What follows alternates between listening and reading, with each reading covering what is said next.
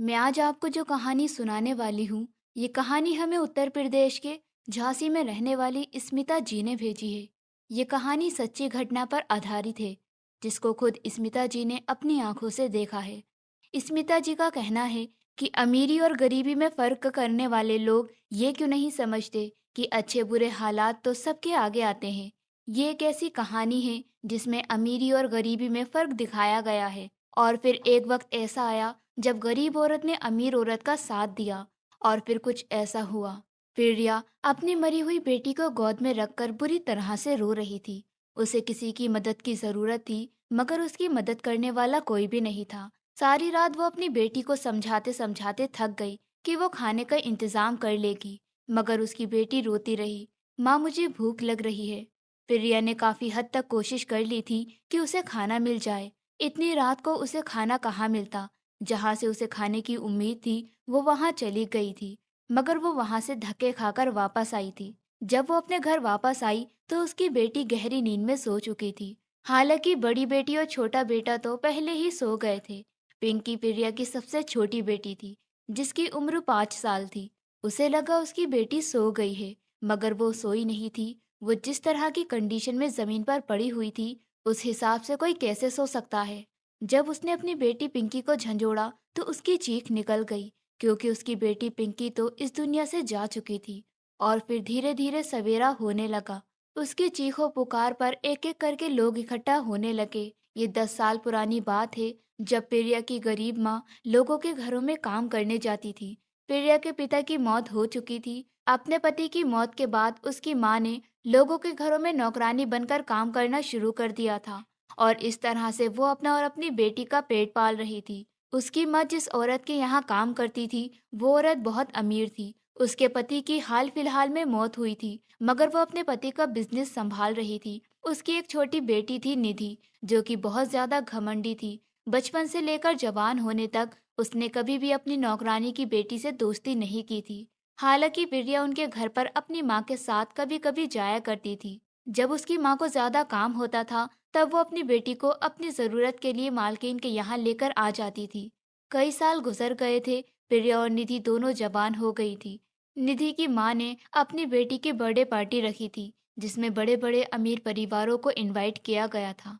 उस दिन उनके घर में काम बहुत ज्यादा था, इसलिए प्रिया की माँ ने प्रिया से कहा, बेटा आज मेरे साथ मालकिन के घर काम करने के लिए चलो। आज वहाँ पार्टी है और मुझे तुम्हारी बहुत जरूरत पड़ेगी। प्रिया अपनी माँ के साथ पार्टी में आ गई थी। यहाँ पर वो मेहमानों को जूस वगैरह सर्व कर रही थी। प्रिया बहुत सुंदर थी, जबकि निधि भी खूबसूरत थी। लेकिन निधि की खूबसूरती आर्टिफिशियल थी। वो मेकअप का इस्तेमाल बहुत करती थी, और वो अमीर बाप की बेटी थी। छोटे छोटे कपड़े पहनती थी, इसीलिए उसकी खूबसूरती ज्यादा झलक कर बाहर आई थी। जबकि प्रिया एक मासूम और सीधी सादी लड़की थी, जो शरीफ होने के साथ साथ अपनी इज्जत को हमेशा ढककर रखती थी। निधि की माँ को इस बात से कोई एतराज नहीं होता था कि उनकी नौकरानी अपनी बेटी को भी काम के लिए साथ लेकर आती है, बल्कि वो तो अपनी नौकरानी और उसकी बेटी से हमेशा खुश रहती थी। निधि की माँ ने उसके लिए बहुत अच्छी पार्टी रखी थी। वहां पर निधि की मम्मी की सहेली पारुल सक्सेना जी और उनका बेटा नीरज सक्सेना भी आया हुआ था। नीरज सक्सेना बेहद स्मार्ट था। वो भी शहर के बिजनेसमैन लोगों के लिस्ट में आता था। जब प्रिया जूस सर्व करते करते नीरज सक्सेना के पास जाकर उसे जूस देने लगी, तो नीरज की नजरें प्रिया के चेहरे पर थमकर रह गई थी। उसने पहली बार इतनी खूबसूरत लड़की देखी थी, जो सादगी में बहुत खूबसूरत लग रही थी। नीरज को नहीं पता था कि ये लड़की यहाँ की नौकरानी है, क्योंकि प्रिया को देखकर ऐसा लग ही नहीं रहा था। प्रिया आज अच्छे कपड़े पहनकर और हल्का फुल्का मेकअप भी करके आई थी, जिससे वो बहुत सुंदर लग रही थी। नीरज सक्सेना का दिल प्रिया पर आ गया था। वो लगातार उसे देख रहा था। प्रिया लोगों को जूस भी सर्व कर रही थी और उनसे हंस हंस कर बातें भी कर रही थी। वो नेचर की बहुत अच्छी लड़की थी। प्रिया जहाँ जाती, नीरज उसके पीछे पीछे जा रहा था। पहली नजर में उसे देखकर नीरज को उसे पाने की चाहत लगने लगी थी। वो उसे लगातार देखे जा रहा था। नीरज की माँ नोटिस करने लगी कि मेरा बेटा आखिर कहाँ खोया खोया सा है। जब उन्होंने नीरज को इधर से उधर टहलते हुए देखा, तो उससे सवाल किया। नीरज कहने लगा, मम्मी मुझे ये लड़की पसंद आ गई है। लड़की अच्छी है ना?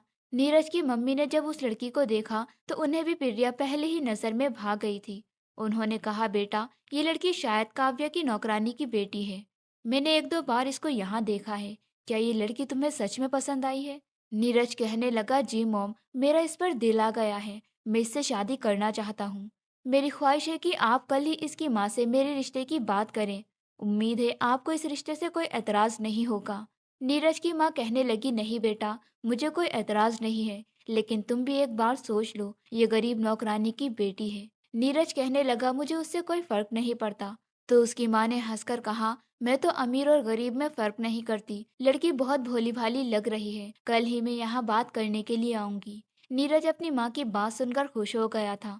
उधर जिस समय प्रिया निधि की सहेलियों को जूस सर्व करने के लिए गई, तो निधि की सहेलियां प्रिया के सामने कहने लगी, निधि, ये वही है ना, तुम्हारे घर की नौकरानी की बेटी। आज देखो कैसे बन ठन कर आई है।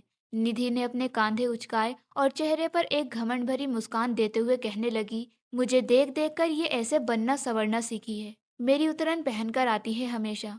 ये कपड़े भी मैंने इसे ही दिए थे। उसने मुंह बिगाड़ा तो उसकी सहेलियां हंसने लगी थी। प्रिया ये सब सुन चुकी थी। वो खामोशी से वहां से आ गई, क्योंकि जब जब उसका सामना निधि से होता था, निधि उसे कुछ इसी तरह से कमेंट पास किया करती थी। फाइनली पार्टी खत्म हो गई थी। अगले दिन जब पारुल सक्सेना काव्या जी के घर आई, तो उन्होंने अपनी सहेली से कहा, आज मैं तुम्हारे यहाँ तुम्हारी नौकरानी से बात करने के लिए आई हूँ। काव्या चौंक गई। उन्होंने कहा, क्यों पारुल, तुम्हें आज मेरी नौकरानी से क्या काम पड़ गया? इतने में ही सुमित्रा, जो कि प्रिया की माँ थी, सुमित्रा ट्रे में पानी के गिलास लेकर आई और उन्होंने पारुल सक्सेना को पानी सर्व किया। वो वहां से जाने लगी थी, जब पारुल जी ने सुमित्रा को रोक लिया और उनसे कहा, जरा मुझे तुमसे कुछ जरूरी बात करनी है। वो कहने लगी, जी जी मैडम, कहिए, क्या बात है? पारुल जी ने कहा, कल पार्टी में मुझे और मेरे बेटे को तुम्हारी बेटी प्रिया बहुत पसंद आ गई थी। मेरा बेटा तुम्हारी बेटी से शादी करना चाहता है। देखो, हमें कुछ नहीं चाहिए। तुम खाली हाथ भी अपनी बेटी को मेरे बेटे के साथ विदा कर सकती हो। बस मैं तुम्हारी प्यारी सी बेटी को अपने घर की बहू बनाना चाहती हूँ। ये बात तो सुनकर जैसे सुमित्रा की खुशी के ठिकाने नहीं थे। काफी देर तक तो उसे यकीन नहीं आ रहा था कि इतने अमीर घर की औरत अपने बेटे के लिए उसकी बेटी का हाथ मांग रही है। वो कुछ संभली और कहने लगी, मैं तो बहुत खुश हूँ, मगर एक बार मैं अपनी बेटी से पूछना चाहती हूँ। मुझे इस रिश्ते से कोई एतराज नहीं है, मगर मेरी बेटी जवान है, समझदार है। उसकी शादी करने से पहले मुझे एक बार उससे जरूर पूछना होगा। पारुल जी ने कहा, जी जी, आप आराम से अपनी बेटी से पूछ लीजिए और फिर मुझे जवाब दे देना। सुमित्रा जी तो इतनी खुश हो गई थी कि उनकी कुछ समझ नहीं आ रहा था। इधर काव्या जी इस रिश्ते से परेशान हो गई थी। काव्या जी ने शुरू से ही नीरज को अपनी बेटी के लिए सोच रखा था, लेकिन जब उन्हें पता चला कि नीरज ने खुद प्रिया को पसंद किया है, तो वो बहुत उदास हो गई थी। काव्या जी को लगता था कि निधि के लिए नीरज से बेहतर लड़का कोई नहीं है। इसीलिए कुछ दिनों बाद वो अपनी सहेलियों से दोनों के रिश्ते की बात करना चाहती थी। लेकिन आज पारुल जी ने उनके घर आकर जब प्रिया के रिश्ते की बात की, तो वो कुछ सोचने पर मजबूर हो गई। मुझे सबसे पहले अपनी बेटी की खुशी ज्यादा जरूरी थी, क्योंकि उन्होंने अपनी बेटी को ये बात पहले ही बता दी थी कि वो नीरज को अपने घर का दामाद बनाना चाहती है। उनकी बेटी खुश हुई थी और तभी से वो मन ही मन नीरज को चाहने लगी थी। रात को जब सुमित्रा जी अपने घर गई, तो उन्होंने ये सब कुछ प्रिया को बताया। उन्होंने कहा, तेरे लिए तो बहुत अच्छा रिश्ता आया है। कल पार्टी में एक बड़े मालिक ने तुझे अपने लिए पसंद कर लिया। वो तुझसे शादी करना चाहते हैं। मैं तुझसे तेरी मर्जी जानना चाहती हूँ, ताकि कल उन लोगों को हाँ कर दूँ और फिर तेरी शादी उनके घर में हो जाए। वो बहुत अमीर लोग हैं। प्रिया अपनी माँ की बात सुनकर क्या कहती, वो बस यार करने लगी। उसे तो यकीन ही नहीं हो रहा था कि उसकी किस्मत इस तरह से भी जाग सकती है कि कोई अमीर लड़का खुद उसे पसंद करे। प्रिया के दिल में तो लड्डू फूटने लगे थे। प्रिया ने फौरन इस रिश्ते के लिए हाँ कर दी थी। अगले दिन सुमित्रा जब अपनी मालकिन के यहाँ काम करने के लिए गई, तो उसने सोच लिया था कि आज उसका जवाब जानने के लिए पारुल जी यहाँ जरूर आएंगी। उसी समय काव्या जी खामोशी से सुमित्रा के घर जाने के लिए निकल गई थी, क्योंकि वो जानती थी कि उनकी बेटी इस समय घर में अकेली होगी। उन्होंने घर का दरवाजा बजाया, तो घर का दरवाजा प्रिया ने खोला था। अपनी मालकिन को दरवाजे पर खड़ा हुआ देखकर प्रिया चौंक गई। उसने उन्हें घर के अंदर आने के लिए कहा। उसने कहा, मालकिन, आप यहाँ, सब ठीक तो है ना? काव्या जी उसके सामने बैठ गई और कहने लगी, मैं तुमसे बहुत जरूरी बात करने के लिए आई हूँ। कल तुम्हारी माँ ने तुम्हें रिश्ते के बारे में बताया होगा। प्रिया ने अपनी माँ को हाँ में जवाब दिया। काव्य ने कहा, तो फिर तुमने अपनी माँ को क्या जवाब दिया है? प्रिया कहने लगी, मैंने रिश्ते के लिए हाँ कह दिया है। जी आप ये सब कुछ क्यों पूछ रही हो? तो वो कहने लगी, देखो बेटा, आज मैं यहाँ तुमसे अपनी बेटी की खुशियों का सौदा करने आई हूँ। नीरज को मेरी बेटी पसंद करती है और मैं उसकी शादी उसके साथ करवाना चाहती हूँ। लेकिन कल नीरज ने हमारे यहाँ की पार्टी में तुम्हें पसंद कर लिया। अगर तुमने रिश्ते के लिए हाँ कर दी तो मेरी बेटी की खुशियाँ खत्म हो जाएंगी। मैं चाहती हूँ कि तुम इस रिश्ते के लिए इनकार कर दो। तुम्हारी शादी मैं खुद अपनी जिम्मेदारी से अच्छे घर में करवाऊंगी। मेरी बेटी को नीरज की पत्नी बनने दो। देखो, सारी जिंदगी मैंने तुम्हारा और तुम्हारी माँ का बहुत ख्याल रखा है। आगे भी मैं इसी तरह से तुम लोगों का ख्याल रखती रहूंगी। इसीलिए मेरी बात मान जाओ ना बेटा। तुम मेरी बात मानोगी ना? उन्होंने बड़े भोले अंदाज में प्रिया से बात की थी। उसी समय प्रिया को अपने सपने चूर चूर होते नजर आए थे। प्रिया उनकी बात को कैसे रद्द कर सकती थी? उसने मन में फैसला कर लिया था कि वो इतनी उम्मीद से यहाँ चलकर उससे रिक्वेस्ट करने आई है, तो फिर उसे उनकी बात माननी ही होगी। इससे पहले सुमित्रा जी पारुल जी से बात करती, तभी प्रिया ने अपनी माँ को फोन करके बता दिया कि वो इस रिश्ते से राजी नहीं है और वो लड़के वालों से कह दे कि लड़की ने खुद ही इस रिश्ते से इनकार कर दिया है। प्रिया की माँ ये बात सुनकर चौंक गई। उन्होंने अपनी बेटी पर डांट लगाई और कहने लगी, ये तुम क्या कह रही हो? प्रिया ने अपनी माँ को कुछ भी नहीं बताया, क्योंकि काव्या जी मना करके चली गई थी कि अपनी माँ को इस बारे में कुछ मत बताना कि मैं तुम्हारे घर भी आई थी। उसकी माँ डांटने लगी, कहने लगी, पागल लड़की, तेरी किस्मत बदल जाएगी उस घर में शादी करने से। मगर प्रिया तो लगातार इनकार किए जा रही थी। इनकार की वजह भी उसने अपनी माँ को नहीं बताई। उसकी माँ अपनी बेटी पर बहुत भड़कने लगी और फिर हार कर सुमित्रा जी को पारुल जी से कहना पड़ गया था कि माफ कीजिएगा, मेरी बेटी इस रिश्ते के लिए राजी नहीं है। उन्हें ये जानकर हैरानी हुई थी कि उनके बेटे को प्रिया जैसी मामूली लड़की इतनी आसानी से रिजेक्ट कैसे कर सकती है। ये सब जानकर तो नीरज को भी बहुत गुस्सा आया था। उसी समय काव्या जी ने मौके पर चौका मार दिया था और वो अपनी बेटी का रिश्ता लेकर पारुल जी के घर चली गई थी। उन्होंने जब कहा कि मुझे तो तुम्हारा नीरज पहले से ही अपनी बेटी के लिए पसंद है, तो फिर पारुल जी के पास भी इनकार की कोई वजह नहीं थी। इस तरह नीरज भी खामोश हो गया, क्योंकि वो प्रिया से शादी करने पर कोई जबरदस्ती तो नहीं कर सकता था। इस तरह निधि का रिश्ता नीरज के साथ तय हो गया था। प्रिया की माँ अभी भी प्रिया से नाराज थी। काव्या जी ने प्रिया का बहुत बहुत शुक्रिया अदा किया था, मगर प्रिया अपनी किस्मत को लेकर रोने लगी थी। उसे लगता था कि उसकी किस्मत नीरज से शादी करने के बाद बदल जाएगी। लेकिन यह बात उसकी मालकिन पर आ गई थी, इसीलिए वो उनके आगे कुछ न बोल सकी और उसने वैसा ही किया जैसा उसकी मालकिन ने कहा था। फिर कुछ समय बाद प्रिया ने खुद अपनी आंखों के सामने निधि की शादी नीरज के साथ होते हुए देखी। नीरज निधि के साथ शादी करना तो नहीं चाहता था, लेकिन जब उसकी पसंद ने ही इनकार कर दिया था, तो फिर उसे वही फैसला ठीक लगा जो उसकी माँ ने उसके लिए किया। कुछ समय बाद प्रिया की माँ ने उसकी शादी करने का भी फैसला कर लिया। प्रिया की शादी उसकी मालकिन ने अपने ड्राइवर के बेटे के साथ करवा दी थी। उसका बेटा भी ड्राइवर की ही नौकरी किया करता था और अच्छा खासा कमाता था। प्रिया की पूरी शादी का खर्चा उसकी मालकिन ने ही उठाया था। वो लड़का बहुत अच्छा था। शादी होने के बाद प्रिया ने अपने ससुर की ही बहुत सेवा की थी। दोनों बाप बेटे मिलकर जो भी कमाते प्रिया को ही लाकर दिया करते थे। प्रिया ने घर को अच्छी तरह से संभाल रखा था। उधर नीरज और उसकी फैमिली कुछ समय के लिए दूसरे शहर में शिफ्ट हो गए थे। वक्त इसी तरह से गुजरता चला गया। नीरज निधि के साथ जिंदगी गुजार तो रहा था, मगर वो खुश नहीं था, क्योंकि निधि एक अच्छी पत्नी नहीं बन पाई थी। शादी के बाद निधि की डिमांड्स और ज्यादा बढ़ गई थी। वैसे तो नीरज के पास किसी चीज की कमी नहीं थी, लेकिन उसे किसी ऐसी लड़की की चाहत थी जो कम में भी गुजारा कर ले। धीरे धीरे निधि की शादी को 2 साल हो गए थे। इस दौरान निधि ने एक बेटे को भी जन्म दिया था। उधर प्रिया की माँ अभी भी काव्या जी के घर काम करती थी। निधि कभी कभी अपने मायके आती थी, तो सुमित्रा जी अपना दिल महसूस कर रह जाती थी कि अगर नीरज से प्रिया की शादी हो जाती तो आज नीरज उनका दामाद होता। वैसे तो प्रिया भी अपनी ससुराल में खुश थी, लेकिन इतनी खुश नहीं थी जितनी निधि रहती थी। प्रिया की जिंदगी अपने पति राघव के साथ बहुत अच्छी गुजर रही थी। वो बहुत खुश थी और अपने आप को राघव की पत्नी बनने के बाद खुशकिस्मत समझती थी। कुछ समय गुजरा तो प्रिया ने बेटी को जन्म दिया था और फिर 1 साल बाद उसने बेटे को भी जन्म दिया। उसी दौरान प्रिया के ससुर भी इस दुनिया से चल बसे। प्रिया को अपने पिता का प्यार नहीं मिला था, क्योंकि उसके पिता बचपन में ही उसे छोड़कर चले गए थे। लेकिन वो अपने ससुर को अपने पिता समान समझती थी। ससुर की मौत पर प्रिया बहुत दुखी हुई थी।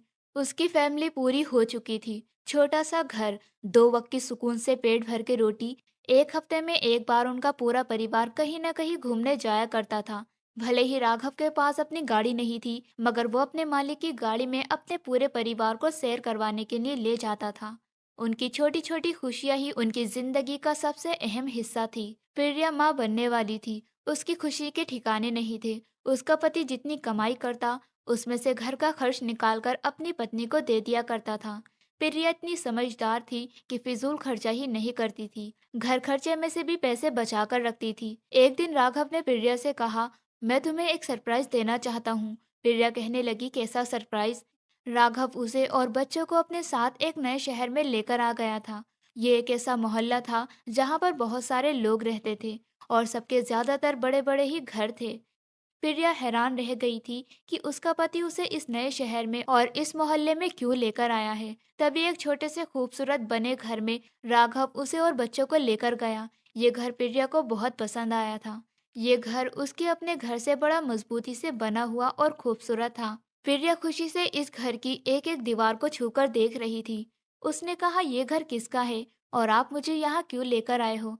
राघव ने कहा, तुम्हें ये घर पसंद आया? प्रिया कहने लगी, हाँ, ये घर बहुत अच्छा है। जबकि बच्चे भी घर को देख देख कर खुश हो रहे थे और इधर उधर खेल रहे थे। राघव ने उसे बताया कि ये घर मैंने खरीद लिया है। ये सुनकर तो जैसे प्रिया को अपने कानों पर विश्वास नहीं हो रहा था। प्रिया ने कहा, क्या सच में ये घर हमारा है? राघव कहने लगा, हाँ हाँ, ये घर सच में हमारा है। मैं तुम्हें घर खर्च के लिए बहुत कम पैसे देता हूँ ना, इसीलिए देता था, क्योंकि मैं तुम्हें अपनी सैलरी में से आधे पैसे बचाकर दिया करता था। और तुम इतनी समझदार हो कि तुमने हमेशा उन कम पैसों में भी गुजारा किया, बल्कि उनमें से भी तुम पैसे बचा कर रखती हो। तुम जैसी हमसफर ऊपर वाला सबको दे, जो इतनी समझदारी से काम करती है। तुमने तो कभी अपनी ख्वाहिशों को पूरा भी नहीं किया, बस हमेशा मेरी और मेरे बच्चों की फिक्र में लगी रहती हो। तो क्या मैं तुम्हारे लिए इतना नहीं कर सकता? अब हमारा परिवार बढ़ता जा रहा है। वो घर हमारे लिए छोटा था और कच्चा भी था, इसीलिए मैंने ये छोटा सा खूबसूरत सा घर खरीद लिया, जिसमें हम और हमारा पूरा परिवार खुशी खुशी रहेंगे। इस बात पर प्रिया बहुत खुश हुई थी। उसे ऐसा लग रहा था जैसे उसके पति ने उसे कोई छोटा सा घर नहीं, बल्कि कोई बड़ा सा महल खरीद कर दिया है। प्रिया झट से अपने पति के गले लग गई थी और अपनी खुशी का एहसास उसके सामने जाहिर करने लगी थी। प्रिया खुशी खुशी कहने लगी, हम इस घर में रहने के लिए कब आएंगे? राघव ने कहा, जब हमारा तीसरा बच्चा भी इस दुनिया में आ जाएगा, तब हम उसे लेकर और अपने परिवार को पूरा कंप्लीट करने के बाद ही यहाँ इस घर में शिफ्ट होंगे। प्रिया बहुत खुश हुई थी। प्रिया कहने लगी, आप अपने शहर में भी तो घर ले सकते थे। राघव ने बताया कि उसके मालिक का ऑफिस यहाँ पर है, उसे यहाँ आने जाने में दिक्कत होती, इसीलिए उसके मालिक ने उसे एडवाइस दी कि तुम इस शहर में ही घर खरीद लो। ये मोहल्ला भी बहुत अच्छा था, यहाँ पर हर तरह के लोग रहते हैं, इसलिए मुझे कम बजट में यहाँ एक अच्छा सा मकान मिल गया। प्रिया खुश हुई थी। प्रिया ने घर के बाहर जब निकलकर देखा, तो उसके घर के ठीक सामने एक खूबसूरत सा बड़ा सा मकान बना हुआ था, जो बहुत अच्छा था। ऐसा लगता था जैसे किसी बहुत अमीर इंसान का है। प्रिया उसे देखकर अपनी आंखों में नमी ले आई थी। जब राघव ने उसे देखा और कहने लगा, क्या हुआ, तुम्हें ये घर पसंद है क्या? प्रिया कहने लगी, अरे नहीं नहीं, क्या पता इस बड़े घर के अंदर वो सुकून न हो जो हमारे इस छोटे से घर में होगा। मुझे तो हमारा ही घर बहुत पसंद आया है। उसके बाद वो सब लोग वापस अपने शहर अपने घर आ गए थे। धीरे धीरे प्रिया की डिलीवरी का टाइम करीब आ रहा था। प्रिया ने तीसरी भी बेटी को जन्म दिया था और फिर उसके बाद वो अपने पूरे परिवार के साथ नए शहर और नए घर में शिफ्ट हो गई थी। प्रिया की सबसे छोटी बेटी का नाम पिंकी था। उसके बेटे का नाम आरव और बड़ी बेटी का नाम नीतू था। प्रिया ज्यादा काम नहीं कर सकती थी, इसीलिए उसने कुछ दिनों के लिए अपनी माँ को अपने नए घर में कामकाज के लिए रख लिया था। हालांकि उसकी मालकिन को काफी परेशानी हो रही थी, मगर उसकी माँ के लिए तो अब इस दुनिया में उसकी बेटी और दामाद ही थे। इसीलिए सुमित्रा जी अपनी बेटी के घर इस नए शहर में 8 दिन के लिए रहने आ गई थी और अपनी बेटी के घर को उन्होंने अच्छी तरह से सेट कर दिया। अपनी बेटी और उसके बच्चों का ख्याल रखा। एक दिन सुमित्रा जी प्रिया के नए घर की छत पर कपड़े फैलाने के लिए गई थी, जब अचानक उनकी नजर सामने वाले बड़े से घर पर पड़ी। वहां पर वो निधि को देखकर चौंक गई। उन्होंने निधि को गैलरी में इधर से उधर टहलते फोन पर बात करते हुए देखा था। वो फौरन ही नीचे आई और उन्होंने प्रिया को बताया, तुम्हें पता है सामने वाला घर किसका है? प्रिया कहने लगी, कौन सा घर?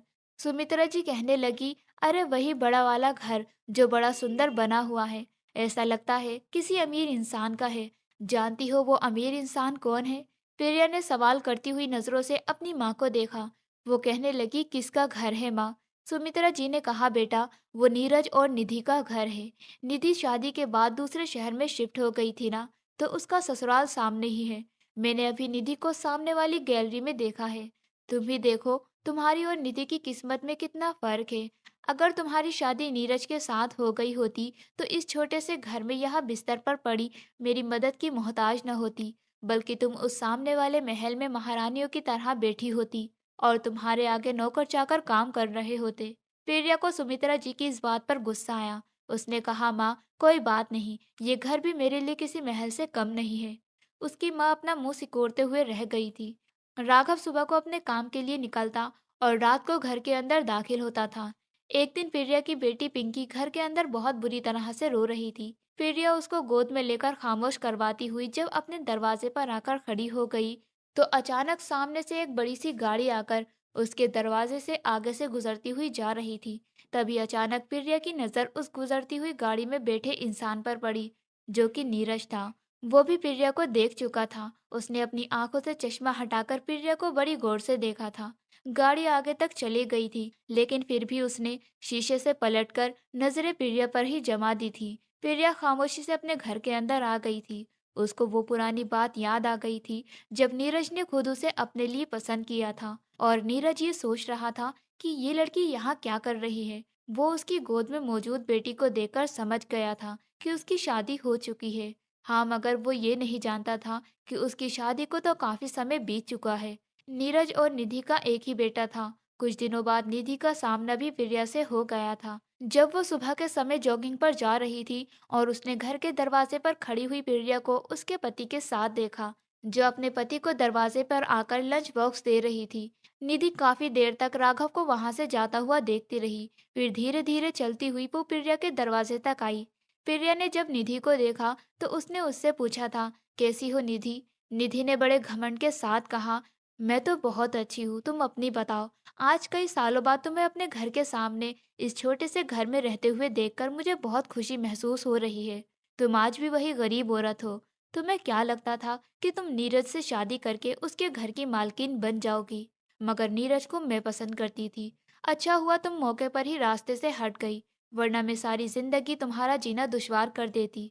प्रिया ने बड़ी संभल कर जवाब दिया। प्रिया कहने लगी, जिसके नसीब में जो हमसफर है उसको वही मिलना है। मैं अपने पति के साथ और अपने बच्चों के साथ बहुत खुश हूँ। भगवान तुम्हें भी हमेशा खुश रखे। वो ये कहकर निधि के मुंह पर दरवाजा बंद करके अपने घर के अंदर चली गई थी। निधि को गुस्सा आया और वो जॉगिंग करने के लिए चली गई। जॉगिंग करते करते वो यही सोच रही थी कि ये अपने आप को समझती क्या है। सारी जिंदगी मेरी उतरन पहनकर बड़ी हुई है और जिंदगी भी इन दोनों माँ बेटी ने मेरी माँ के टुकड़ों पर ही गुजारी है। निधि और प्रिया अब एक ही मोहल्ले में रहती थी। दोनों का घर आमने सामने था और दोनों ही एक दूसरे को अच्छी तरह से जानती थी। वो दोनों एक दूसरे की पड़ोसन बन गई थी। हालांकि उस मोहल्ले में और भी बहुत सारे लोग रहते थे। प्रिया ज्यादातर अपने घर के अंदर ही रहती थी, लेकिन जब वो घर से बाहर निकलती तो आस पड़ोस की औरतों से बड़े मेल और मोहब्बत से बातें किया करती थी। जबकि निधि एक घमंडी औरत थी। वो आस पड़ोसियों को ज्यादा मुंह नहीं लगाती थी। उसे तो पड़ोस के लोगों को अपने घर में ज्यादा आना जाना भी पसंद नहीं था। जब से नीरज को पता चला था कि उसके घर के सामने वाले ही घर में प्रिया रहने लगी है, तो उसकी नजरें हमेशा आते जाते प्रिया को ढूंढती रहती थी। एक दिन बातों ही बातों में नीरज ने निधि को बताया कि तुम्हारे घर की नौकरानी की बेटी हमारे घर के सामने रह रही है। शायद कुछ दिन पहले ही शिफ्ट हुई है। निधि ने अपने पति को चौंक कर देखा और कहने लगी, तुम मुझे उसके बारे में क्यों बता रहे हो? नीरज कहने लगा, बस ऐसे ही बता रहा हूँ। बस उसी दिन से निधि के दिल में अपने पति के लिए शक पड़ गया था। उसने सोचा कि अब मुझे अपने पति पर नजर रखनी होगी। ऐसा ना हो कि मेरा पति चोरी चुपके प्रिया से मिलने जाने लगे। इसलिए निधि नीरज पर आते जाते उस पर नजर रखती थी। वो ये बात अच्छी तरह से नोटिस कर रही थी कि नीरज अब थोड़ी अजीब तरह की बातें कर रहा है। जैसे वो निधि से कहता था, तुम पड़ोस के लोगों से मेल मिलाप कर रखा करो, पड़ोसी घर में आते हैं तो अच्छा लगता है। लेकिन निधि फौरन ही कहती, मुझे पड़ोसियों से कोई मेल मिलाप नहीं रखना। तो कभी वो कहता कि आस पड़ोस में जो गरीब लोग रहते हैं उनकी मदद किया करो। तुम तो जानती हो कि हमारे मोहल्ले में हर तरह के लोग रहते हैं। हम लोगों के जो पुराने कपड़े होते हैं वो हमारे मोहल्ले के गरीब लोगों को बांट दिया करो। हमारे घर में जो खाना बचता है वो गरीब लोगों में दे दिया करो। और मैं तुम्हें कुछ पैसे दे दिया करूँगा, जो ज़रूरतमंद लोग हैं उन्हें वो पैसे दे दिया करो। लेकिन निधि ने साफ इनकार कर दिया। निधि कहने लगी, मुझे किसी की मदद करने की कोई ज़रूरत नहीं है। हम लोग अमीर हैं, इसका मतलब ये नहीं है कि हम अपना जो कुछ भी है वो गरीबों में दान कर दें। निधि अब नीरज की हर बात का डायरेक्शन सिर्फ प्रिया की तरफ लेकर जाती थी। निधि को लगता था कि प्रिया के घरेलू हालात ठीक नहीं है, इसलिए उसका पति उसकी हमदर्दी में ऐसा बोलता है। मगर नीरज तो नॉर्मली बात कहता था। वक्त इसी तरह से गुजरता जा रहा था। निधि का बेटा घर से बाहर खेलने के लिए जाता तो निधि देखती कि उसका बेटा प्रिया के बच्चों के साथ खेल रहा है। निधि उसी समय अपने बेटे का हाथ पकड़कर घर के अंदर ले आई थी और उसने प्रिया के दोनों बच्चों को भी बहुत डांट लगाई थी। दोनों बच्चे रोते हुए जब अपनी माँ के पास गए तो प्रिया घबरा गई। प्रिया ने अपने बच्चों से पूछा, क्या हुआ है? तो बच्चों ने बताया कि बड़े घर में रहने वाली आंटी ने हमें डांटा है। प्रिया कहने लगी, तुम लोगों ने उनका कोई नुकसान तो नहीं किया ना? आखिर तुम लोग वहाँ क्या कर रहे थे जिस पर उन्होंने तुम्हें डांट लगाई है? बच्चों ने कहा, माँ हम तो कुछ भी नहीं कर रहे थे, बस उनका बेटा हमारे साथ खेल रहा था। उन्हें ये बात पसंद नहीं आई और उन्होंने कहा, आज के बाद मेरे बेटे के साथ मत खेलना, तुम लोगों की इतनी हैसियत नहीं है। बच्चों ने बड़े ही भोलेपन से कहा था, माँ ये हैसियत क्या चीज होती है? अपने बच्चों की बात सुनकर प्रिया की आंखों में आंसू आ गए थे। उसने अपने बच्चों से कहा, बेटा तुम इन बातों पर ध्यान मत दो, अब तुम उनके बेटे के साथ मत खेलना। प्रिया और उसके बच्चों को हमेशा बातें सुनाती रहती थी, यहाँ तक कि बातें सुनाने के लिए उनके घर भी आ जाया करती थी। प्रिया ने तो शुरू से ही निधि की बातों पर सब्र किया था। वो अभी भी उसकी बातों पर सब्र ही करती थी। राघव को अभी तक ये बात पता नहीं थी कि उसकी पत्नी को इस तरह से निधि तंग करती है। कई साल इसी तरह से गुजर गए थे। निधि प्रिया को नीचा दिखाने में कोई कमी नहीं छोड़ती थी, लेकिन प्रिया सब्र करती थी और बस अपने पति और बच्चों के साथ खुश रहती थी। एक रात काफी टाइम हो गया था, राघव अभी तक घर नहीं आया था। प्रिया अपने पति के लिए बहुत परेशान हो रही थी। उसने तीनों बच्चों को खाना खिलाकर सुला दिया था। राघव तो रात के 8 बजे तक घर आ जाया करता था। फिर आज उसे इतनी देर क्यों हो गई थी? प्रिया बहुत परेशान थी और बार बार दरवाजे पर आकर खड़ी हो रही थी। वो उस रात भी दरवाजे पर खड़ी हुई थी जब नीरज की गाड़ी उसके आगे से गुजरी। नीरज ने थोड़ी दूरी पर चलकर अपनी गाड़ी रोक दी थी और वो गाड़ी से उतरकर प्रिया के पास आया। उसने कहा, प्रिया तुम बहुत परेशान लग रही हो, क्या बात है? और इतनी रात को घर के बाहर अकेले क्या कर रही हो? प्रिया ने कहा, मेरे पति अभी तक नहीं आए, मैं उनका इंतजार कर रही थी। उधर घर में निधि को अपने पति की गाड़ी की आवाज आ गई थी। जैसे ही उसे नीरज की गाड़ी की आवाज आती थी, वो फौरन ही गैलरी में आकर खड़ी हो जाती थी और वहां से नीरज को देखती थी कि नीरज की नजर कहीं प्रिया पर तो नहीं है। मगर आज उसने अपनी आंखों से देख लिया था कि नीरज प्रिया से बातें कर रहा था। निधि को बहुत गुस्सा आया था। वो घर के अंदर तो आ गई थी, मगर उसने सोच लिया था कि कल प्रिया के घर जाकर बहुत हंगामा करेगी और उसे जलील करेगी। नीरज ने प्रिया को तसल्ली दी, परेशान नहीं हो, तुम्हारा पति ड्राइवर है और ड्राइवर लोग अपने मालिक को लेट नाइट भी लेकर आते हैं। उन्हें देर हो जाती है, तुम्हारा पति भी आ जाएगा। प्रिया कहने लगी, जी। उसने अपनी नजर झुका ली थी, जबकि नीरज अपने घर में आ गया था और सोच रहा था कि राघव कितना खुशनसीब है जिसकी पत्नी उसके देर से आने पर परेशान हो रही है और घर के दरवाजे पर खड़ी हुई है, जबकि निधि ने आज तक कुछ भी ऐसा नहीं किया था जिससे नीरज अपने पति से इम्प्रेस हो सके और खुश हो सके।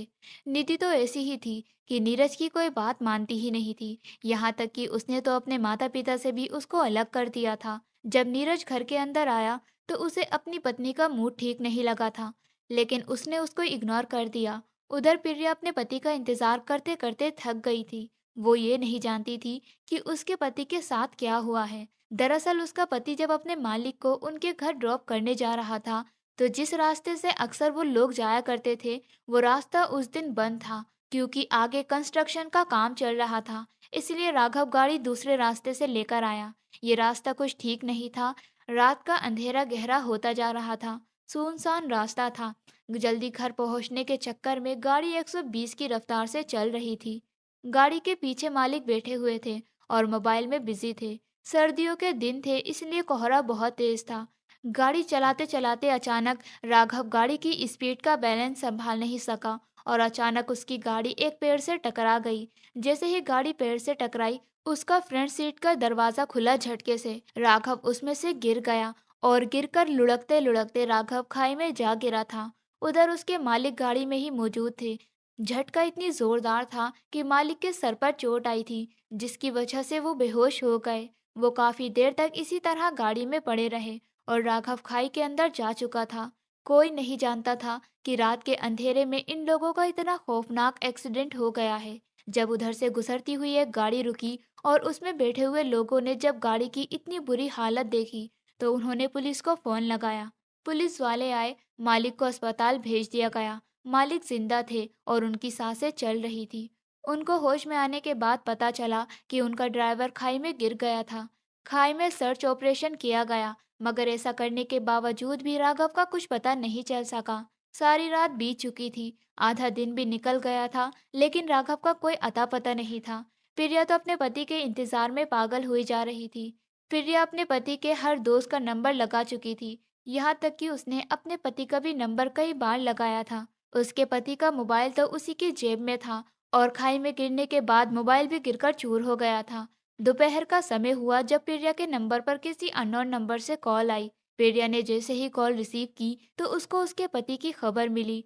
उसने तो वही रोना धोना शुरू कर दिया था। पुलिस वाले वहीं उसके घर आ गए थे और उन्होंने बताया कि हम आपके पति को नहीं ढूंढ सके। प्रिया का रो रो कर बुरा हाल हो चुका था। ये बात पूरे मोहल्ले में फैल गई थी।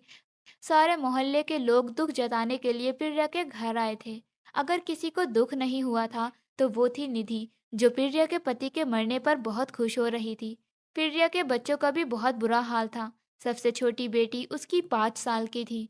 प्रिया का रखवाला तो उसका पति ही था और अब वो इस दुनिया से जा चुका था। ये बात उसे बर्दाश्त नहीं हो रही थी। वो तो आखिरी समय में अपने पति को देख भी नहीं सकी थी। मालिक जब ठीक हुए तो कुछ दिन बाद वो प्रिया को उसका गुजारा करने लायक कुछ पैसे दे गए थे, मगर वो पैसे कब तक चल सकते थे।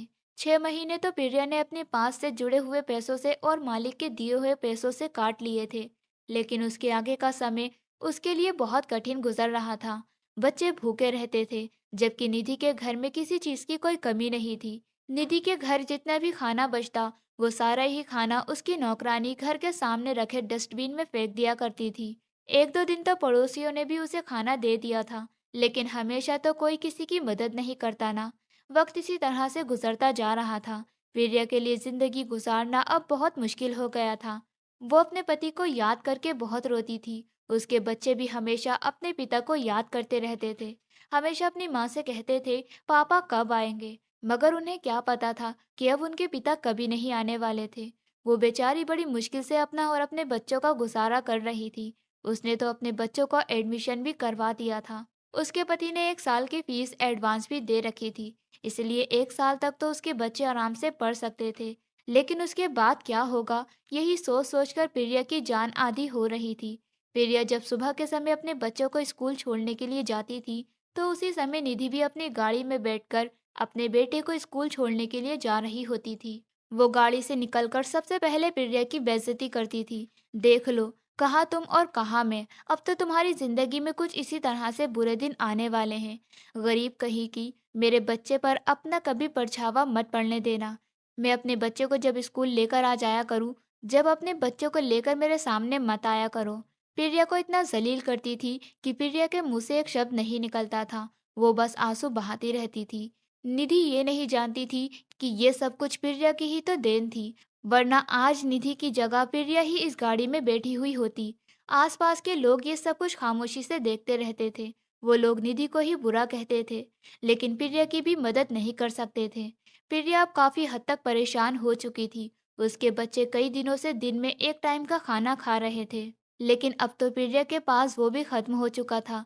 बच्चे सारा दिन रोते रहते थे, बिलखते रहते थे, माँ भूख लगी है, खाना दे दो। प्रिया बेचारी आसपास के घरों में खाना मांगकर उन्हें खिला दिया करती थी, लेकिन वो ये सभी कब तक कर सकती थी। एक दिन जब प्रिया ने देखा कि निधि की नौकरानी रात के समय सारा खाना डस्टबिन में फेंक देती है, तो निधि नौकरानी के जाने के बाद खामोशी से डस्टबिन से खाना छाट लिया करती थी और अपने बच्चे को खिलाकर सुला दिया करती थी। वो बेचारी अपनी किस्मत पर बहुत रोती थी। उसके पति ने कभी उसे किसी चीज की कमी नहीं होने दी थी, लेकिन पति के मरने के बाद बहुत कड़ा वक्त आ गया था। कई दिनों तक प्रिया अपने बच्चों का इसी तरह से पेट पाल रही थी, लेकिन जब निधि ने एक दिन उसको डस्टबिन से खाना निकालते हुए देख लिया, तो निधि ने रात के समय ही शोर मचाना शुरू कर दिया था। उसके शोर पर आस पड़ोस के लोग आ गए थे। यहाँ तक कि नीरज भी हैरान रह गया था कि निधि ये क्या कर रही है। निधि ने शोर मचाया कि ये औरत मेरे घर के डस्टबिन से खाना चुराकर भाग रही है। ये रोज मेरे घर के डस्टबिन से चोरी करती है। आज मैंने इसे रंगे हाथों पकड़ लिया है। मगर प्रिया आंसू बहाने लगी। प्रिया ने कहा, मेरे बच्चे भूखे हैं, निधि मुझे खाना दे दो। तुमने तो खाना फेंक ही दिया है ना। तुम्हारे इस फेंके हुए खाने से मेरे बच्चों का पेट भर सकता है। निधि कहने लगी, नहीं, ऐसा नहीं हो सकता। क्यों खाएंगे तुम्हारे बच्चे मेरे घर का खाना? मेरा ये खाना डस्टबिन में जा चुका है और तुम मेरे घर के डस्टबिन से चोरी कर रही हो। चोरी चोरी होती है, तुम चोर हो। उसने उसे बहुत बदनाम करने की कोशिश की थी, लेकिन नीरज ये बात अच्छे से समझ रहा था कि प्रिया बेचारी पर ऐसी कंडीशन में क्या बीत रही होगी। उसने बड़ी मुश्किल से निधि को काबू किया था। निधि चिल्ला रही थी और नीरज बार बार अपनी पत्नी को समझा रहा था कि तुम्हें शोर मचाने की जरूरत नहीं है, तुम भी तो खाना फेंक देती हो। मैंने तुमसे कई बार कहा है कि तुम अपना खाना गरीबों को दे दिया करो। हमारे घर में बहुत खाना बचता है, मगर तुम कभी मेरी बात सुनती ही नहीं। नीरज तो जैसे तैसे निधि को घर के अंदर ले गया था, मगर घर के अंदर जाने के बाद उन दोनों के बीच बहुत झगड़ा हुआ था, जिस पर निधि मुंह पर यह बात ले आई थी कि तुम उसकी हमदर्दी इसलिए करते हो क्योंकि तुम उसे पसंद करते हो। मुझे उससे नफरत है। मैं उसको अपनी आंखों के सामने बर्दाश्त नहीं कर सकती, इसीलिए नहीं चाहती कि उसकी किसी भी तरह से मदद करूं। प्रिया रोते हुए अपने घर के अंदर आ गई थी और उसने अपने बच्चों को इसी तरह से सुला दिया था। लेकिन नीरज ने चुपके से जाकर प्रिया को थोड़े से पैसे दे दिए थे और कहा था, तुम अपने बच्चों के लिए खाना ले आना। 2 दिन तो जैसे तैसे प्रिया ने अपने बच्चों को नीरज के पैसों से खाना खिला दिया था, लेकिन फिर से उसके पास पैसे खत्म हो गए थे। घर में थोड़ा सा खाना रखा हुआ था। सुबह के समय प्रिया के दोनों बच्चों ने खाना खा लिया था। प्रिया तो कई दिनों से भूखी थी। उसने अपनी कोई फिक्र नहीं की थी। रात का समय था जब उसके बच्चे भूख से रो रहे थे। सामने से तेज म्यूजिक की आवाज आ रही थी। निधि के घर में पार्टी चल रही थी। उसके बेटे की बर्थडे पार्टी थी। बच्चे कह रहे थे कि हमें किसी ने इनवाइट नहीं किया, वरना हम भी वहाँ पेट भरकर खाना खा लेते। प्रिया भी यही सोच रही थी कि निधि इतनी बेरहम कैसे हो सकती है। क्या वो अपने बेटे की बर्थडे पार्टी में मेरे बच्चे को नहीं बुला सकती थी? उसकी वजह से मेरे बच्चे पेट भरकर खाना खा लेते। बच्चे बेचारे उदास होकर सो गए थे। लेकिन उस रात प्रिया की छोटी बेटी पिंकी तड़प तड़प कर रो रही थी। उसे नींद नहीं आ रही थी। वो भूख से बिलख रही थी। प्रिया अपने बच्चों की खातिर इतनी लाचार हो चुकी थी कि 1-2 बार उसने लोगों से भीख भी मांग ली थी। अब फिर से उसे भीख मांगने के अलावा कोई और रास्ता नजर नहीं आया था। उसकी बेटी लगातार रोई जा रही थी, तो उसने अपनी बेटी को समझाया कि तुम यहीं रुको और सोना नहीं, मैं खाने का इंतजाम करके आती हूँ। रात के लगभग 3 बज रहे थे। प्रिया सबके घर के दरवाजे बजाने चली गई, मगर उस रात किसी ने दरवाजा ना खोला। सर्दी ज्यादा थी जब लोग गर्म बिस्तर में सो रहे थे। ऐसा कौन था जो अपने घर के बिस्तर से निकलकर दरवाजा खोलकर उसे खाना देने के लिए आता? फिर वो निधि के घर चली गई और वहां जाकर उसने दरवाजे से झांक कर देखा तो अंदर पार्टी चल रही थी। मेहमान अभी भी मौजूद थे। प्रिया ने सोचा, आज घर में बहुत अच्छा खाना बना होगा। प्रिया जोर जोर से आवाज लगाने लगी। उसने सोचा अगर उसे निधि नहीं दिखाई दी तो वो नीरज से ही मदद मांग लेगी, मगर उसे कोई नजर नहीं आया और वो एक बार तो वहां से चली गई, मगर फिर दोबारा दरवाजा बजाने लगी। तो तेज म्यूजिक की वजह से किसी ने दरवाजा नहीं खोला। काफी देर तक प्रिया वहीं पर खड़ी रही। निधि दरवाजे पर आई और उसने देखा कि प्रिया दरवाजे पर खड़ी हुई है। प्रिया ने उससे हाथ जोड़कर खाना मांगा। उसने कहा, प्लीज निधि, मेरी बेटी बुरी तरह से रो रही है, उसे खाना दे दो। मैं सारी जिंदगी तुम्हारा एहसान नहीं भूलूंगी। लेकिन निधि ने तो प्रिया को धक्का दे दिया और कहा, तुम्हारा रोज का यही नाटक है। गरीब हो तो गरीब ही रहोगी ना, जाओ कहीं और से चोरी कर लो। वो बेचारी रोते हुए अपने घर को वापस आ गई थी। प्रिया मुंह लटकाकर जब घर आई तो उसने देखा कि उसकी बेटी बेसुध हालात में जमीन पर लेटी हुई है। उसने अपनी बेटी को गोद में लिया तो देखा कि उसकी बेटी कोई हरकत नहीं कर रही। उसे लगा कि वो सो गई है, मगर जब उसे महसूस हुआ कि उसकी सांसें नहीं चल रही, तो उसने चीख चीख कर रोना शुरू कर दिया, क्योंकि वो समझ चुकी थी कि उसकी बेटी इस दुनिया से जा चुकी है। काफी समय तक वो इसी तरह से रोती रही। धीरे धीरे दिन निकल आया। उसके चीखने चिल्लाने की आवाजें सुबह तक भी इसी तरह से थी। भीड़ इकट्ठा हो गई थी। लोग समझ गए थे कि उसकी बेटी मर गई है। बेचारी पिरिया का बहुत बुरा हाल था। उसने बड़ी मुश्किल से खुद को संभाला था। उसके पास अभी 2 बच्चे और थे। वो नहीं चाहती थी कि उसके दोनों बच्चे भी इसी तरह से मर जाएं। इसीलिए उसने फैसला कर लिया था कि वो कल से भीख मांगने जाने लगेगी। ये सब देखकर नीरज को बहुत अफसोस हुआ था। नीरज ने खामोशी से पिरिया को थोड़े से पैसे दे दिए थे। पिरिया अपना गुजारा कर लिया करती थी, लेकिन निधि अब नीरज को बहुत बुरा समझने लगी थी। हमेशा अपने पति से लड़ती रहती थी कि तुम उसकी मदद क्यों करते हो। नीरज निधि की तरफ से मजबूर हो गया था, इसलिए अब वो उसे कोई जवाब नहीं देता था। कई दिन इसी तरह से गुजर गए थे। निधि का अभी भी यही था कि वो पिरिया को बात बात पर जलील करने के लिए उसके घर आ जाती थी, जिससे आस पड़ोस के लोग भी इकट्ठा कर लिया करती थी। सब लोग सिर्फ खामोशी से तमाशा देखते रहते थे। लेकिन पिरिया अब बहुत तंग आ गई थी। उसने नीरज से मना कर दिया था कि उसे अब किसी की जरूरत नहीं है। वो खुद भीख मांगकर अपना गुजारा कर लेगी। नीरज को अपनी बेबसी पर बहुत अफसोस हो रहा था कि वो पिरिया के लिए कुछ नहीं कर पा रहा है। बेचारी ने अपनी बेटी भी खो दी, लेकिन अब निधि का बुरा वक्त शुरू होने वाला था, क्योंकि धीरे धीरे निधि अब बीमार रहने लगी थी। पिरिया तो बेचारी घर में रहती नहीं थी। वो तो सुबह को अपने दोनों बच्चों को लेकर भीख मांगने के लिए निकल जाती थी और रात को ही घर वापस आती थी। निधि धीरे धीरे इतनी बीमार रहने लगी थी कि उसकी हालत बहुत खराब हो गई थी। उसे कोई पहचान भी नहीं पा रहा था। उसका पति बहुत परेशान था। वो उसे अस्पताल में भर्ती करवा चुका था। अपनी बेटी की इस हालत देखकर निधि की माँ काव्या जी भी अस्पताल में आ गई थी और अपनी बेटी का ख्याल रखने की हर तरह से कोशिश कर रही थी। प्रिया इस बारे में कुछ नहीं जानती थी, क्योंकि प्रिया की जिंदगी अब भीख मांगकर ही गुजर रही थी। वो बेचारी नहीं चाहती थी कि उसके बच्चे और ज्यादा गरीबी सहे। वो बेचारी अपने बच्चों को लेकर भीख नहीं मांगना चाहती थी, लेकिन वक्त और हालात ने उसे बहुत मजबूर कर दिया था। प्रिया जब एक दिन सुबह के समय अपने बच्चों को लेकर बाजार में भीख मांगने के लिए घर से निकल रही थी, तब उसने पड़ोस की 2 औरतों को आपस में बात करते हुए सुना। वो दोनों कह रही थी कि तुमने सक्सेना जी की बीवी को देखा है? काफी दिन हो गए। उनकी तो बहुत तबीयत खराब है। उनको कोई अजीब बीमारी हो गई है, जिसमें उन्हें बार बार खून की जरूरत पड़ रही है। कि वो खून इतना रेयर है कि सुना है कि ऐसा खून दुनिया में बहुत कम लोगों में पाया जाता है। उनका पति तो परेशान हो गया है कि खून का इंतजाम कैसे करे। तभी पिरिया रुक गई और उन औरतों की बातें सुनने लगी। उनके पास गई। उसने कहा, आप लोग निधि की बातें कर रही हो, क्या हुआ है निधि को? तो उन्होंने पूरी बात पिरिया को बताई। पिरिया को बड़ी हैरानी हुई थी कि निधि तो बिल्कुल ठीक थी। हाँ, लेकिन पिछले 3 महीने से निधि और पिरिया का कोई सामना नहीं हुआ था। इन 3 महीनों में निधि की तबीयत इतनी खराब हो गई थी कि वो बेचारी जिंदगी और मौत के बीच झूल रही थी। निधि कहने लगी, ऐसा भी कौन सा खून है जो आसानी से नहीं मिल रहा? उनमें से मौजूद एक औरत ने बताया कि शायद गोल्डन ब्लड, जिसे आरेशनल ब्लड भी कहा जाता है, निधि का ब्लड ग्रुप यही है। ये खून बहुत महंगा होता है और बहुत कम लोगों में पाया जाता है। डॉक्टरों का कहना है कि इन्हें खून की जरूरत है। शायद खून चढ़ाने से उनकी जान बच जाए, मगर उसका पति बेचारा खून ढूंढ ढूंढ कर परेशान हो गया है। वो खून कहीं नहीं मिल रहा। फिर प्रिया को याद आया कि बचपन में एक बार जब प्रिया की बहुत ज्यादा तबीयत खराब हो गई थी, तो उसकी माँ ने उसकी खून की जांच करवाई थी। जब डॉक्टर ने बताया था कि आपकी बेटी का blood group golden RH golden blood group, ये खून बहुत रेयर होता है, बहुत कम लोगों में पाया जाता है। आपकी बेटी को अगर खून की जरूरत पड़ी तो खून चढ़वाने में आपको बहुत परेशानियों का सामना करना पड़ेगा। मैंने तभी उन दोनों औरतों को बताया कि क्या मैं निधि को खून दे सकती हूँ? मेरा भी वही ब्लड ग्रुप है जो निधि का है। वो दोनों औरतें मेरी बात पर हंसने लगी और कहने लगी, अरे तुम निधि को नहीं जानती, वो तुम्हारी कितनी इंसल्ट करती है और तुम उसकी मदद करने के लिए तैयार हो रही हो। वो औरत तो हमें ही बेइज्जत करने में कोई कमी नहीं छोड़ती, तो फिर तुम क्या चीज हो? प्रिया उन दोनों की बात पर खामोश हो गई थी।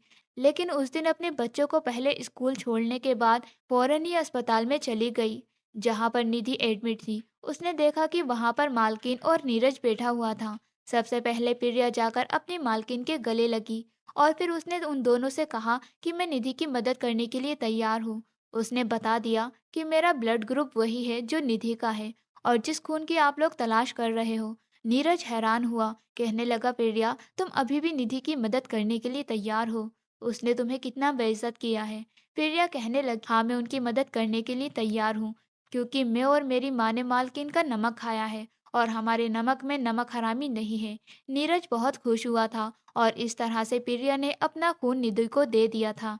खून के बदले नीरज ने प्रिया को कुछ पैसे देने चाहे, मगर प्रिया ने साफ इनकार कर दिया। उसने कहा, ये मदद मैंने सिर्फ अपनी मालकिन की बेटी की हैसियत से की है। कुछ दिन तक निधि अस्पताल में रही। धीरे धीरे वो रिकवर होने लगी थी। प्रिया अभी भी भीख मांग रही थी। एक दिन कुछ ऐसा करिश्मा हुआ कि प्रिया की खुशी के ठिकाने नहीं थे। उसके घर का दरवाजा बजा। उसने जैसे ही दरवाजा खोलकर देखा तो बड़ी सी दाढ़ी में, गंदे से कपड़ों में, लंबे लंबे बालों में उसका पति राघव सामने खड़ा हुआ था। वो अपने पति को देखकर फौरन ही पहचान गई थी। उसने अपने पति को रोते हुए गले से लगाया और उसे घर के अंदर आने के लिए कहा। बच्चों ने भी जब अपने पिता को देखा तो वो फूट फूट कर रोने लगे और अपने पिता को देखकर खूब खुश हुए। प्रिया रोने लगी और उसने कहा, तुम कहाँ चले गए थे राघव? तुम्हारे बिना मैंने ये समय कैसे गुजारा है, मैं तुम्हें बता नहीं सकती। राघव पूरे 1.5 साल बाद घर में आया था। राघव ने उसे बताया कि मेरा एक्सीडेंट हो गया था। मैं जिस खाई में गिर गया था, वहां से गिरने के बाद मेरे दिमाग पर बहुत गहरी चोट आई थी, लेकिन मेरे शरीर को कुछ नहीं हुआ था। जब सुबह सवेरे दिन निकला तो वहां पर मौजूद लोगों ने मुझे उठाकर अस्पताल में भर्ती कर दिया। मैं किसी गांव में पहुंच गया था। ये एक ऐसा गांव था जहां पर खेतीबाड़ी होती थी। वो लोग बार बार मुझसे मेरी पहचान पूछ रहे थे, मगर मैं अपने बारे में कुछ नहीं जानता था। मैंने काफी याद करने की कोशिश की कि मैं कौन हूँ, कहाँ से आया हूँ, लेकिन मुझे कुछ नहीं पता था। मैं उन लोगों के साथ उनके जैसा ही काम करने लगा था और हमेशा सोचता रहता था कि मैं कहाँ से आया हूँ। वो लोग बहुत अच्छे थे। उन लोगों ने मुझे अपने गांव में रहने दिया, मुझे खाने भी दिया, मेरा इलाज भी करवाया। एक दिन मैं काम करते करते बेहोश हो गया। मेरे सर में फिर से गहरी चोट आई थी, लेकिन जब मैं होश में आया तो मेरी याददाश्त वापस आ चुकी थी। मैंने उन्हें अपने बारे में सब कुछ बता दिया, तो उन लोगों ने मुझे यहाँ छोड़ दिया। मैं उन लोगों का बहुत एहसानमंद रहूंगा। अब तुम बताओ, तुम कैसी हो? प्रिया ने भी अपने बारे में राघव को सब कुछ बता दिया। प्रिया की आंखों से आंसू नहीं रुक रहे थे। उसने राघव को यह भी बता दिया कि मेरी बेटी इस दुनिया से जा चुकी है। राघव को बेहद अफसोस हुआ था, लेकिन उसने अपनी पत्नी से कहा कि अब तुम्हें फिक्र करने की जरूरत नहीं है, मैं सब कुछ ठीक कर दूंगा। प्रिया की जिंदगी में दोबारा से खुशियां लौट आई थी। उधर निधि भी धीरे धीरे ठीक होने लगी थी। निधि की माँ काव्या जी ने निधि के ठीक होने की खुशी में पार्टी रखी थी और बहुत सारे लोगों को इनवाइट किया था, लेकिन साथ ही साथ नीरज और काव्या जी ने प्रिया के परिवार को भी इनवाइट किया था। प्रिया ने आने से साफ इनकार कर दिया था, लेकिन नीरज के ज्यादा जिद करने पर प्रिया अपने पति के साथ उस पार्टी में आ गई थी।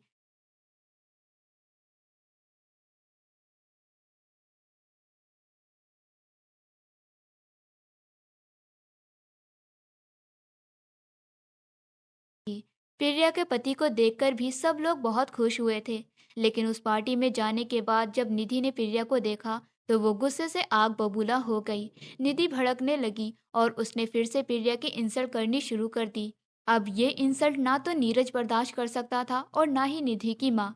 निधि की माँ ने अपनी बेटी को डांटा और कहा, तुम आखिर ये किस तरह से प्रिया से बात कर रही हो? निधि चीख चीख कर कह रही थी, इसे मेरे घर में किसने इनवाइट किया है? इसे यहाँ से निकाल दो। राघव खड़ा हुआ सब कुछ सुन रहा था। राघव से भी अपनी पत्नी की बेइज्जती बर्दाश्त नहीं हो रही थी, मगर प्रिया ने उसे खामोश रहने के लिए कहा था। प्रिया की माँ ने अपनी बेटी के मुंह पर एक थप्पड़ मारा और उसे होश में लाने की कोशिश की, क्योंकि निधि बेसुध हो गई थी। फिर निधि की माँ ने निधि को एक ऐसी सच्चाई बताई जिसे सुनकर निधि के होश उड़ गए थे। काव्य जी ने बताया कि यहाँ खून का बंदोबस्त नहीं हो रहा था। प्रिया ने तुम्हें खुद अपना खून दिया और तुम्हें बचा लिया। तुम्हारी जिंदगी प्रिया की देन है, और जो तुम हमेशा अपनी इस शादीशुदा जिंदगी पर घमंड करती रहती हो, ये जिंदगी भी तुम्हें सिर्फ प्रिया की ही तरफ से मिली है। मैंने तुम्हारे लिए हमेशा ही नीरज को पसंद किया था, लेकिन नीरज ने प्रिया को पसंद कर लिया था। मैं खुद प्रिया के घर गई थी, सिर्फ तुम्हारी खुशी की खातिर कि खुद प्रिया अपने मुंह से इनकार कर दे कि उसे नीरज से शादी नहीं करनी। और प्रिया ने मेरा कहना एक बार में ही मान लिया था। उसने ऐसा ही किया। वो चाहती तो जिद पर अड़ जाती और नीरज से शादी करके रहती, ये सच्चाई जब निधि और नीरज के सामने आई तो नीरज के होश उड़ गए थे। वो शर्मिंदा हो रहा था। नीरज ने निधि से कहा, निधि अब तुम बदल जाओ। तुम जिंदगी और मौत से लड़कर यहाँ हमारे सामने खड़ी हो, और सिर्फ प्रिया की वजह से। ये सब सुनने के बाद राघव ने प्रिया से अपने साथ चलने के लिए कहा। प्रिया अपने पति के साथ वहां से जाने लगी थी जब निधि ने उसका हाथ पकड़ लिया और वो प्रिया से माफी मांगने लगी। निधि को अपनी गलतियों का एहसास हो गया था। निधि बहुत शर्मिंदा थी। प्रिया ने खुले दिल से निधि को माफ कर दिया था, क्योंकि प्रिया थी ही ऐसी। वो किसी के लिए अपने दिल में नफरत नहीं रखती थी। लेकिन प्रिया उसके घर से बिना खाना खाए ही वापस आ गई थी। उसका पति उसको मिल गया था। अब उसे किसी चीज की जरूरत नहीं थी। वो अपने पति के साथ एक खुशहाल जिंदगी गुजार रही थी। निधि के पति ने राघव को ऑफर दिया था कि वो उसकी कंपनी में नौकरी करे, क्योंकि अभी राघव कोई नौकरी नहीं कर रहा था। राघव ने नीरज की नौकरी एक्सेप्ट कर ली थी और अब वो उसकी कंपनी में नौकरी करने लगा था। कई दिन हो गए थे राघव को नीरज की कंपनी में नौकरी करते हुए। नीरज ने अपनी पत्नी को समझाया कि मैंने जिस दिन से राघव को अपनी कंपनी में नौकरी दी है, उसी दिन से मुझे काम में हमेशा सक्सेस मिल रहा है। मेरा काम आगे बढ़ता जा रहा है। तुम जानती हो निधि, ऐसा किस लिए है? ऐसा इसलिए है क्योंकि जब हम अपनी दौलत में से निकाल कर किसी ज़रूरतमंद की मदद करते हैं तो हमारी दौलत में किसी तरह की कोई कमी नहीं आती। तुमने हमेशा अपने घर का खाना वेस्ट किया है, किसी गरीब को नहीं दिया। अगर हम किसी की मदद कर देते हैं तो ऊपर वाला हमें कहीं का कहीं देता है। देखो, प्रिया और राघव की मदद करने से मेरा बिजनेस आगे बढ़ता जा रहा है। तुम भी अगर प्रिया की मदद करती तो शायद तुम्हें भी इतनी बड़ी बीमारी ना घेरती। और तुम जानती हो कि तुम आज तक मेरी परफेक्ट क्यों नहीं बन सकी। तुम्हें ऐसा लगता है कि मैं आज भी प्रिया को पसंद करता हूँ। हाँ, अगर तुम मेरे लिए अच्छी बन जाओगी तो मैं कभी भी प्रिया को पसंद नहीं करूँगा। औरत अगर मर्द का दिल जीत ले तो उस औरत से अच्छा मर्द को इस दुनिया में कोई दूसरा नहीं लगता। निधि अपने पति की बातों से शर्मिंदा हो रही थी। उसे ये एहसास हो गया था कि अब तक वो दौलत की वजह से जितनी घमंडी थी वो सब गलत था। उसे ऐसा नहीं करना चाहिए था। लेकिन अब उसे अपनी गलती का एहसास हो गया था और अब वो प्रिया के साथ एक अच्छे पड़ोसी की तरह रहती है और हर तरह से प्रिया की मदद करने की कोशिश करती है। और उसने अब प्रिया से दोस्ती भी बना ली है और वो अपने पति का भी हर तरह से ख्याल रखने की कोशिश करती है और अपने पति की हर बात मानती है। प्रिया का घर भी बहुत अच्छा चल रहा है।